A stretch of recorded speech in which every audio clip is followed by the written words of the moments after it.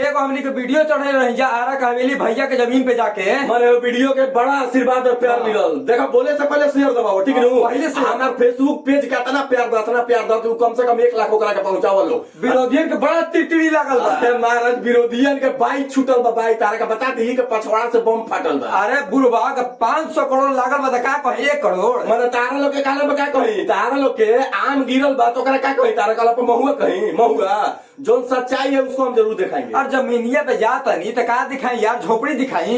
एक से कमेंट कर रहा लोग, एक से कमेंट कर रहा, जरने वाला जरेगा और आगे बढ़ने वाला बढ़ेगा। तो के का कर बस जौन पवन सिंह ने कर दिया ना उसी पर रहेंगे वो। एगो बात आप लोग बता देते, घबरा मत, 2 दिन बाद ओकरो से ज्यादा भयंकर वीडियो आई। जब एक कहता पर मिचाई लाग रहा बा तो तोरा का बताते नहीं, बैक टू बैक ऐसा ही आई। काहे के पवन सिंह के वो लायक को जमीन पर घर बन रहा बा तो हम आम को हम महुआ ना कम तोनी के काला को। बाकी वीडियो के ज्यादा से ज्यादा शेयर करो। 2 से 3 दिन के अंदर ओजे के वीडियो आई, इतना खतरनाक आई। एगो बात वो वीडियो के बड़ा प्यार आशीर्वाद दे लोग, लव यू दिल से, थैंक यू। लेकिन एगो आउ काम कर दो लोग, शेयर दो वीडियो देखे से पहले। आप फेसबुक पेज के हमार 1 लाख तक पहुंचाओ लोग।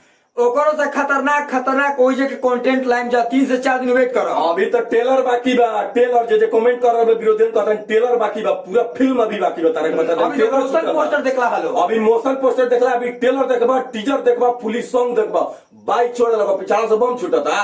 सच देखो, हम हमेशा कहला सच कड़वा और झूठ भड़वा होता है। ये लोग को सच नहीं सहा जा रहा तो ऐसा रिलाई बैक टू बैक वीडियो तार लोग ऐसा रिलाई मिली। घबरा मत, मात्र 3 दिन के अंदर ऐसा धांसू वीडियो लाइन पवन सिंह के आरा का हवेली के जमीन पके के देख के ब्रिजन के होश फाट। बाप रे बाप, कतना के पिनपिनी छूटल बा भाई। पवन सिंह भोजपुरी इंडस्ट्री का कहीं ना कहीं वो चलता फिरता शेर है, जना के चले से आगे पीछे तक कोई ना लोगे। अतला कमेंट करत अरसन हमरा बुझात नहीं के ओजा जमीनिया पे का गलत बोलनी है रे, का गलत बोलल गईला, का गलत ना कहल गईला के 300 करोड़ के लागत बजट बात बा।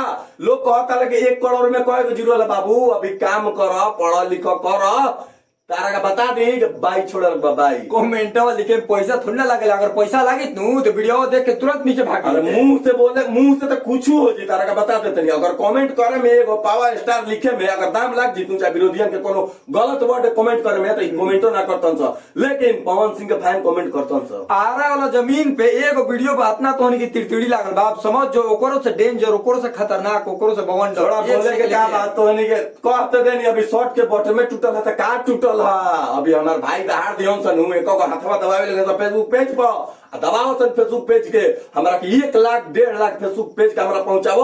अभी 1 से 1 तारा के रिलाई वीडियो अभी तो कम रहे, शुरू होगी। चलो मिलते हैं नेक्स्ट वीडियो में, वीडियो के ज्यादा से ज्यादा शेयर करा।